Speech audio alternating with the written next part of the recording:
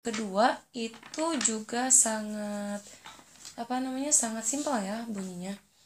Kalau kalian ingat, hukum Newton 2 itu berbunyi percepatan yang dihasilkan oleh suatu gaya ya pada sebuah benda itu sebanding dengan apanya? Dengan gaya tersebut. Namun berbanding terbalik dengan massa. Itu ya. Jadi di sini ada 3 kata penting. Percepatan yang dihasilkan oleh suatu gaya pada sebuah benda sebanding dengan gaya tersebut, namun berbanding terbalik dengan massa. Sehingga kalau misalkan kita tuliskan persamaan rumusnya ialah nih, A sama dengan sigma F per M. Kenapa? Karena percepatan di sini sebanding dengan resultan gaya, namun berbanding terbalik dengan massa. Seperti itu. Untuk mencari sigma F, tinggal dikalikan saja M dikali A. Gitu ya, guys. Nah, sekarang kita lanjut aja ke contoh soal ya.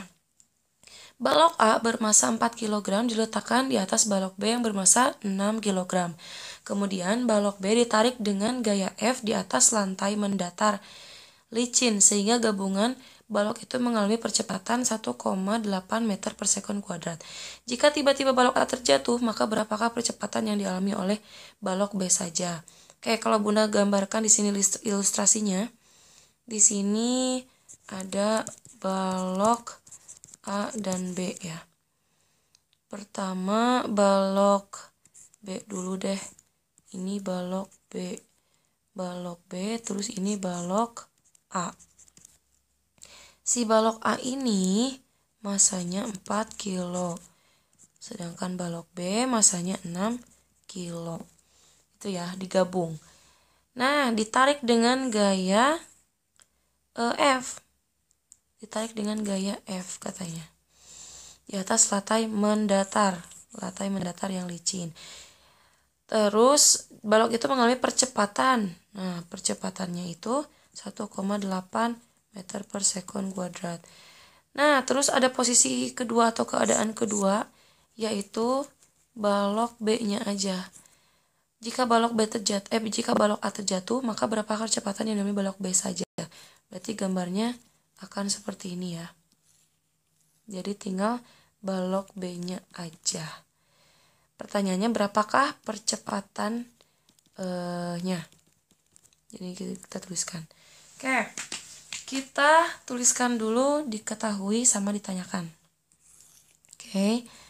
Diketahuinya ada massa A 4 kilo. Lalu ada massa B 6 kilo. Lalu ada percepatan pertama itu 1,8 meter per sekon kuadrat. Pertanyaannya berapakah percepatan keduanya? Oke, sebelum kita cari dulu percepatan kedua, kita harus mencari dulu berapakah gaya yang dihasilkannya. Gitu ya. Berapakah gaya yang dihasilkan dari fenomena ini. Caranya yaitu dengan mencari sigma F. Sigma F sama dengan M dikali A. M dikali A. M-nya itu adalah gabungan dari kedua balok ini, yaitu 4 ditambah 6 dikali 1,8 meter per sekon kuadrat. 4 tambah 6, 10. 10 dikali 1,8 ya. 10 dikali 1,8 berapa? Gampang ya, pasti kalian sudah bisa ya. 10 dikali 1,8 ialah 18 ya. Jadi sigma F-nya ialah 18 Newton. Bunda lanjut di sebelah sini ya, karena di sini gak cukup. Nah, setelah kita tahu sigma F-nya, sekarang kita bisa cari A keduanya. Dengan rumus yang sama. Sigma F sama dengan massa dikali berapa? Dikali percepatan. Nah, namun di sini masanya kita hanya pakai massa balok B aja, karena pertanyaannya kalau balok A-nya jatuh. Jadi di sini karena sigma-nya udah tahu, jadi di sini tulis 18 Newton.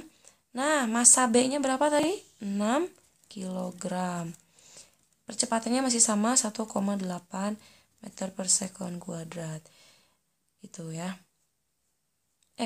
Percepatannya belum tahu ya. Oh, sorry. Percepatannya yang ditanyakan. Ya Allah, Bunda. Percepatannya yang ditanyakan ya. Jadi, caranya kita tinggal A sama dengan pakai rumus ini. Sigma F per M. Sigma F-nya 18, M-nya 6. 18 dibagi 6 sama dengan 3. Jadi percepatan yang kedua ialah 3 meter per sekon kuadrat. Begitu. Nah, sekarang kita masuk ke hukum Newton ketiga. Bunyi dari hukum Newton ketiga ialah setiap gaya aksi yang diberikan selalu ada gaya reaksi yang berlawanan arah. Persamaannya, kalau kita tuliskan, persamaannya ialah F aksi sama dengan minus F reaksi. Atau bisa ditulis juga sebagai F1 sama dengan minus F2. Gitu ya, sama aja. Contoh, banyak ya. Ada roket, terus ada balon race, ada mendayung, apalagi terus memukul benda dan lain sebagainya ya. Ini contoh-contoh hukum Newton 3. Sekarang kita langsung aja ke contoh soal. Seorang nelayan mendayung perahunya dengan gaya 50 Newton. Tentukan gaya pergerakan perahu nelayan tersebut. Oke, misalkan di sini ada perahu, ini nelayan. Si nelayan tersebut kan ngayuh ke sana. Namun, pergerakan perahunya ke sana. Jadi, saat nelayan tersebut mendayung, itu adalah F aksinya. F aksinya kan 50 Newton. Kita pakai rumus ini. F aksi sama dengan minus F reaksi. Sehingga, tulisin dulu ya. F aksi sama dengan minus F reaksi. Sehingga ketika F aksinya 50 Newton, maka F reaksinya tuh 50 Newton. Minus 50 Newton. Kenapa? Karena arahnya berlawanan. Seperti itu. Ya.